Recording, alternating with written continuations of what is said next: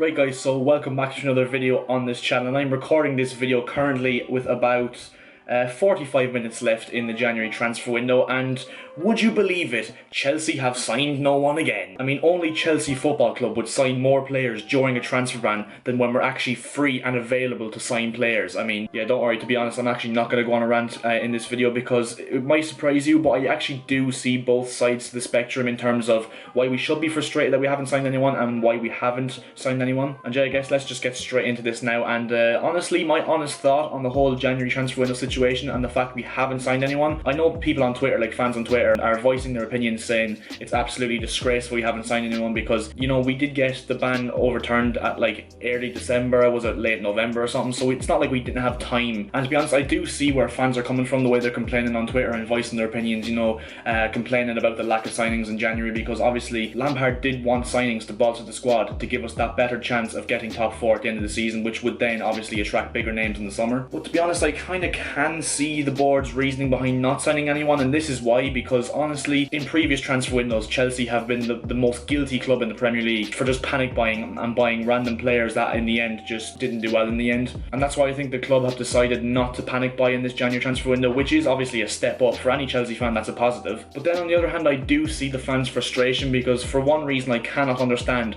if the likes of Luka Jovic was available on loan. That is one player I definitely wanted to see us bring in on loan, and if that's the case, if he was available on loan, I really can't understand why we didn't go for him, because it's literally a win-win situation. If he's good, we keep him. If he's not, we go for Timo Werner in the summer. But yeah, you see now why I think that, like, I'm kind of on the fence with my viewing of this, because yes, we can blame the board for the lack of activity, but at the same time, we kind of don't want us to be bringing in players like Igalo, like United have done, and then complain about bringing in players that we didn't want. I mean, it kind of doesn't work both ways, but I can see obviously where both sides are coming from. And yeah, we were clearly linked with players towards the end of the window, like the likes of Edinson Cavani, Dries Mertens, just to name a few. I was kind of hoping we could get Mertens today, and I was a little bit confident. I wasn't really that confident, but I had that tiny bit of confidence in the back of my head that we might get Mertens today, because all the rumours were saying that he would be interested in joining. But the whole fact with De Laurentiis, who obviously is the Napoli director and he's impossible to work with pretty much, it took us like 6 months to get Sarri, so obviously he was going to be a pain in the arse to work with, and that just didn't look like it was going to happen, to be honest. But yeah, Mertens would have been someone that I would have liked to see come in on a short-term basis, because that would have just cost us like 5 million apparently, which would have been absolutely incredible. I wasn't really a big fan of signing Cavani because he wanted like a 2.5-year contract or something, plus he wanted like 360 grand a week or something mental like that, which is incredible for a 33-year-old, and I know he is a very good player, but still. But yeah, the only really thing that happened in this January transfer window in terms of ins and outs was really just today when Tariq Lamptey left for Brighton, which I was really surprised about, to be honest, because he made his debut at the start of the month, or at the end of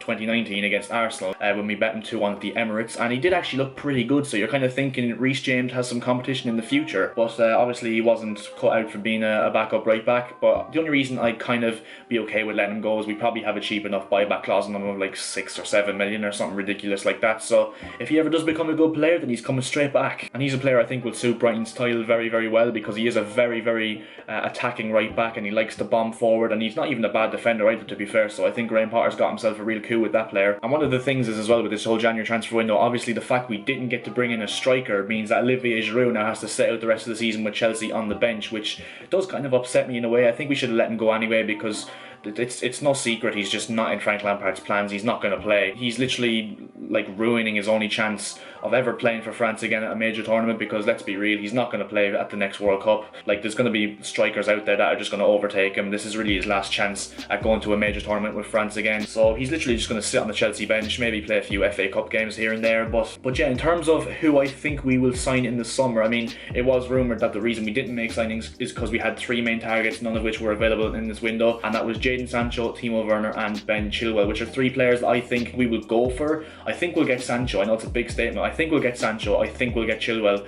I'm not 100% convinced we'll get Werner. I think we'll get Moussa Dembele from Lyon. Seeing as they've signed 2 strikers, they've obviously loaned one back, which means he's coming back at the end of the season, which means that they have options if they do sell Dembele, so obviously that looks like a likely option for Chelsea in the summer if we don't get Werner. But yeah, that is literally my thought process on the entire January transfer window situation, because yeah, as a Chelsea fan, it was way more dull than we ever expected, because at the start of the transfer window I thought Zaha and Ake were two confirmed signings pretty much, but neither obviously materialised because we didn't sign anyone. But ultimately that does mean that Roman and Marina have a big task on their hands in the summer, because if we don't have a good transfer window this summer, there's going to be a lot of Chelsea fans on the board's back. And I think we've realised now that it's not Lampard's fault, because he does seem very frustrated at the lack of action in the transfer window. But yeah, as I said, that's literally my thought process on the whole transfer saga thing at the moment. So yeah, tomorrow we're playing Leicester. There'll be a match review out after the game, probably around 4 or 5 o'clock maybe. So yeah, hopefully we get a good result. I mean, I don't really want to be shouting down the lens again tomorrow afternoon. So yeah,